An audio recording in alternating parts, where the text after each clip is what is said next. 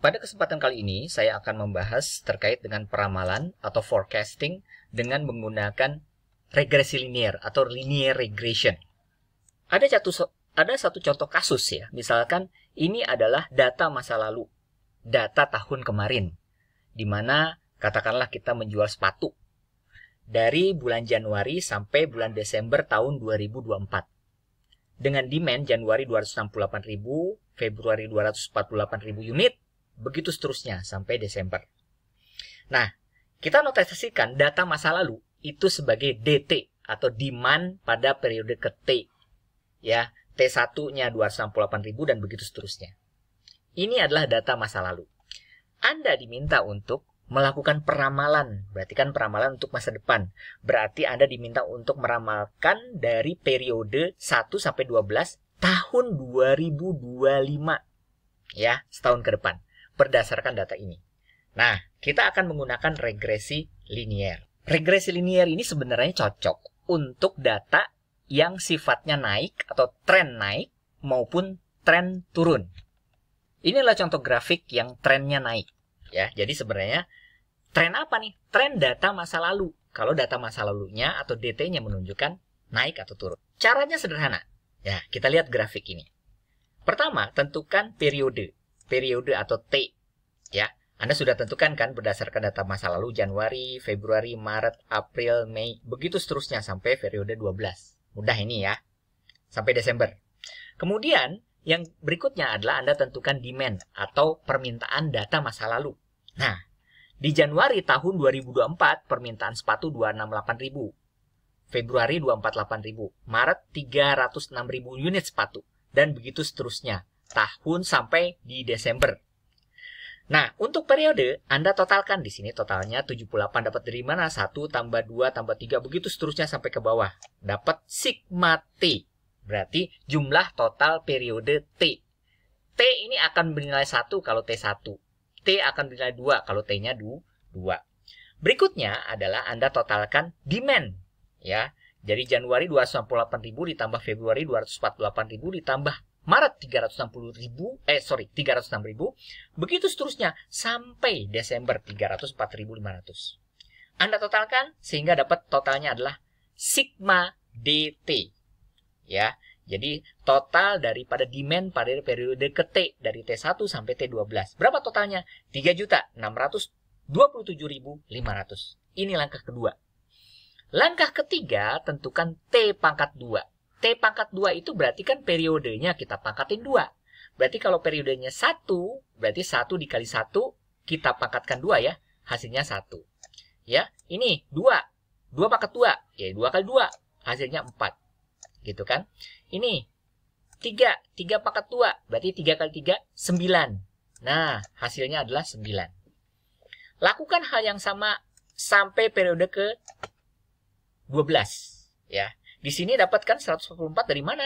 Oh, 12 kali 12 itu 144. Kemudian berikutnya, Anda totalkan dari 1 sampai periode ke 12. Anda totalkan.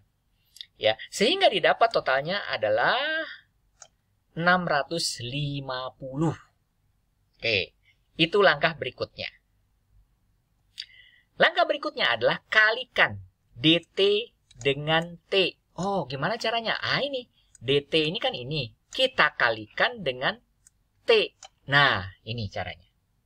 Otomatis, ini 268.000 dapat dari mana, Pak? Oh, 268.000 didapat dari DT kali T. DT-nya dapat dari mana? 268.000. Ini DT-nya. T-nya 1. Sehingga dapat 268.000. Lalu bagaimana yang periode kedua? 496.000 didapat dari mana, Pak?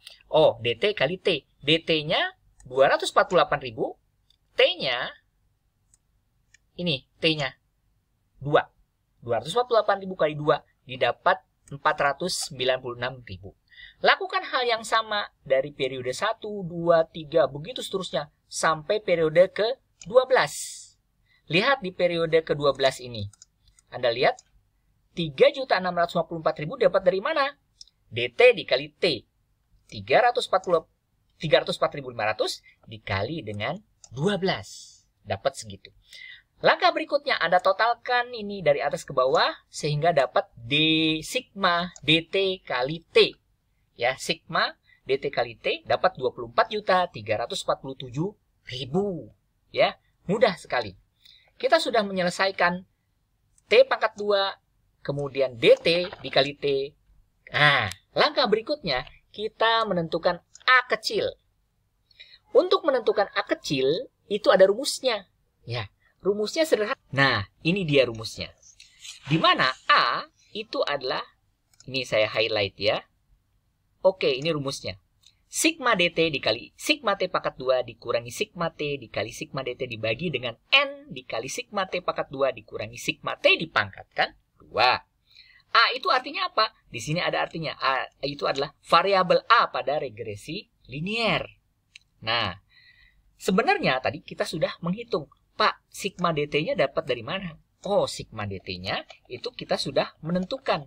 Sigma DT-nya itu adalah 3.627.500. Dari mana? Oh, ini sigma DT. Ini 3 juta. Kan jelas. Kemudian yang berikutnya adalah sigma T pangkat 2. Nah, sigma T pangkat 2-nya didapat dari mana? 650. Nah, ini kita tadi sudah hitung. 650 sigma T pangkat 2. Kemudian berikutnya dikalikan dengan sigma T dikali dengan DT. Saya perbesar nih, saya perbesar. Nah, sigma T 78. 78 dari mana? Ah, tadi kita sudah hitung. Ya. Tuh, sigma T ya, 78. Ini totalnya 78. Oke. Kemudian kita lanjutkan sigma DT 24 juta. Oh, 24 juta dapat dari mana? Ah, tadi kita sudah hitung. Ini kan DT. Ya enggak? Sigma DT-nya di bawah. Ya. Nah, kita lanjutkan. Oke. Maaf, ada kekeliruan nih. Yang A itu rumusnya adalah sigma dikurangi sigma T dikali sigma DT dikali T. Nah, sigma DT dikali T itu angkanya berapa? Angkanya 24 juta. Nah, ini dia sigma DT dikali T yang tadi kita hitung 24 juta. Ya, sehingga kita akan memperoleh angka ini. Kemudian dibagi dengan N. N-nya kan 12. Ya enggak? Dibagi dengan sigma T pangkat 2. Sigma T pangkat 2 tadi kita udah cek 650. Kemudian dikurangi sigma T. Ah, sigma T kan gampang ini. Sigma T-nya kan 78 tuh. Kita pangkatkan 2. Ya, berarti kan 78 dipangkatkan 2. Anda hitung tuh. Semuanya. Kemudian didapatkan nilai A-nya adalah 267.371. Nah, dari situ kita masukin A-nya sekian, B-nya sekian, C-nya sekian. Lakukan hal yang sama dari periode 1 sampai periode ke-12 dengan nilai A yang sama. Langkah berikutnya adalah kita menentukan nilai B atau variabel B. Ternyata variabel B juga ada rumusnya. Rumus variabel B itu ini. N dikali sigma DT dikurangi sigma DT dikurangi sigma T dibagi dengan N dikali sigma T kita pangkatkan 2 dikurangi dengan sigma T dipangkatkan 2. Sehingga untuk menghitung B-nya kita bisa lihat N-nya kan 12. Kan ada 12 periode. Kemudian sigma DT. Ya, cari lagi di tabel tadi sigma DT. Nah, ini sigma DT. Berapa? 3 juta. Oke, Anda masukkan sigma DT-nya 3 juta. Kemudian dikurangi sigma DT. Sigma DT-nya 3 juta tadi. Ya. Kemudian dikurangi dengan sigma T. Sigma T-nya adalah 78. Ya, dari grafik ini. Dari tabel ini. Kemudian dibagi dengan N12 dikali sigma T dipangkatkan 2. Oh, sigma T pangkat 2. Sigma T pangkat 2 kan di sini dapat nih, T pangkat 2. Sehingga dapat 650. Ya enggak? Oke, kita masukkan 650 ke sini. Kemudian dikurangi sigma T dipangkatkan 2. 78 dipangkatkan 2. Nah, Anda hitung gitu. Ya, ini dengan menggunakan formulasi penentuan titik B-nya. Sehingga didapat nilai B-nya itu adalah 5.372,38. Kemudian kita masukkan deh nilai B-nya di kolom. Untuk periode 1 5372, periode 2 juga sama, periode 3 juga sama. Begitu seterusnya sampai periode ke-12 nilainya 5372. Sama.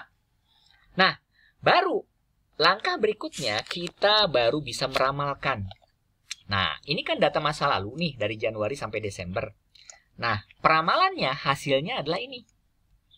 Dari Januari sampai Desember 2025.